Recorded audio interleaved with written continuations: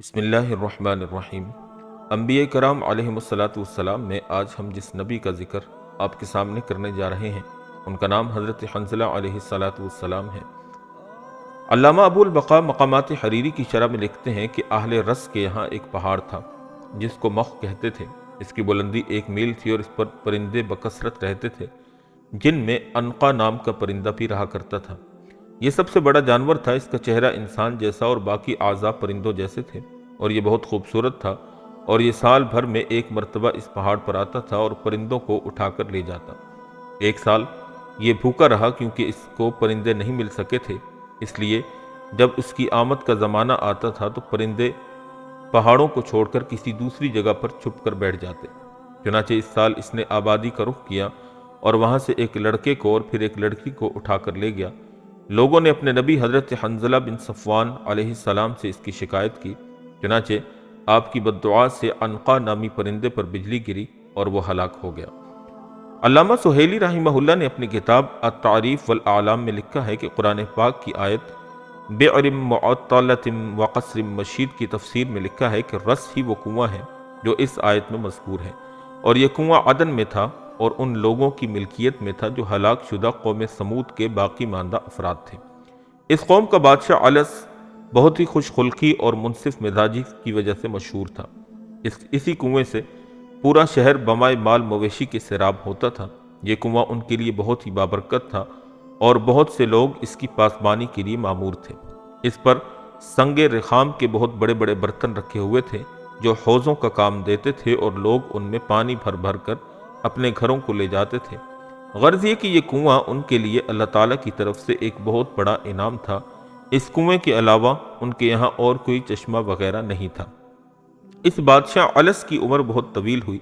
جب وہ فوت ہوا تو اس کی قوم نے اس کی لاش پر ایک قسم کا روغن ملا تاکہ وہ گلنے اور سڑنے سے محفوظ رہے، کیونکہ ان لوگوں کا یہ دستور تھا کہ جب کبھی ان کے یہاں کوئی معزز شخص مر جاتا تو یہ لوگ اس کی لاش اسی طریقے سے محفوظ رکھا کرتے تھے۔ اس بادشاہ کا مرنا ان کے لیے بہت شاک گزرا، کیونکہ اس بادشاہ کے مرنے کے بعد ان کا انتظام سلطنت درہم برہم ہونے لگا۔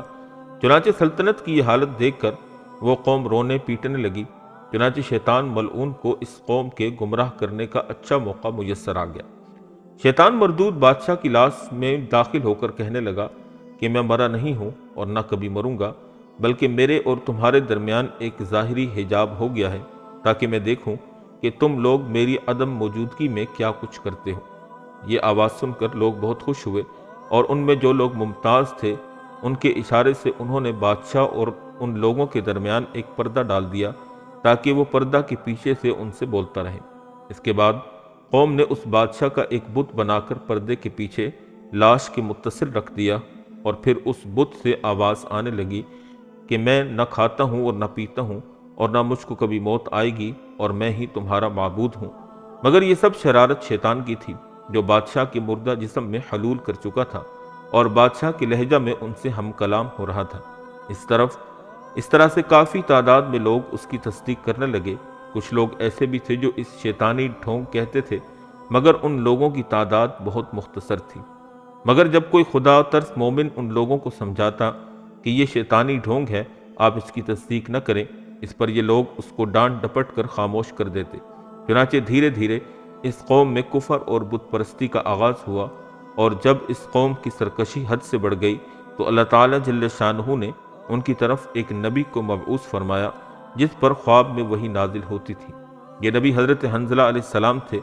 آپ نے اس قوم کو بہت سمجھایا اس بت کے اندر روح نہیں ہے بلکہ شیطان اس کے اندر سے بولتا ہے، اور یہ کہ اللہ تعالیٰ جل شانہ کسی مخلوق کی صورت میں ظاہر نہیں ہوتا، لہذا تمہارا یہ مردہ بادشاہ ہرگز خدا کی خدائی میں شریک نہیں ہو سکتا۔ آپ نے بہت کوشش کی، ان لوگوں کو نصیحت فرمائی، مگر یہ نصیحت کچھ کارگر نہ ہوئی، بلکہ الٹا یہ قوم آپ کی دشمن بن گئی اور آپ کو اذیتیں دینے لگی۔ اس کے بعد آپ کی قوم نے آپ کو شہید کر دیا، جس کی وجہ سے اللہ تعالیٰ نے اس قوم پر عذاب نازل فرمایا، اور وہ اس طرح کہ جب شام کو یہ قوم کھا پی کر آرام سے سو گئی تو اللہ تعالیٰ نے کنویں کو خشک کر دیا۔ صبح یہ لوگ جاگے تو ان کو یہ حال معلوم ہوا، اور آخر یہ نتیجہ ہوا کہ پوری قوم بمائے مال مویشیوں کے پیاس سے تڑپ کر مر گئی، اور پوری بستی درندوں کا مسکن بن گئی، اور بجائے انسانوں کے وہاں شیروں اور جنوں کی آوازیں آنے لگیں اور تمام باغات خاردار جھاڑیوں میں تبدیل ہو گئے۔ اس واقعہ سے بظاہر یہ پتہ چلتا ہے کہ یہ جو اصحاب الرس ہیں یا کنویں والے ہیں، یہ حضرت شعیب علیہ السلام کے علاوہ کوئی اور قوم ہے، اور پورے واقعہ کا سیاق و سباق بھی ہمیں یہی چیز بتلاتا ہے۔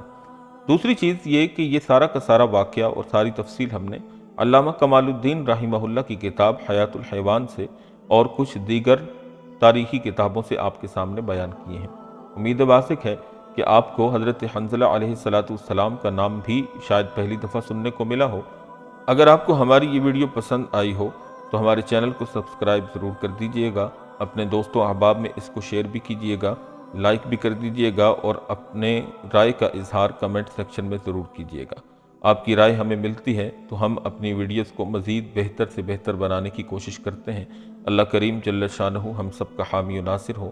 وآخر دعوانا ان الحمد للہ رب العالمین۔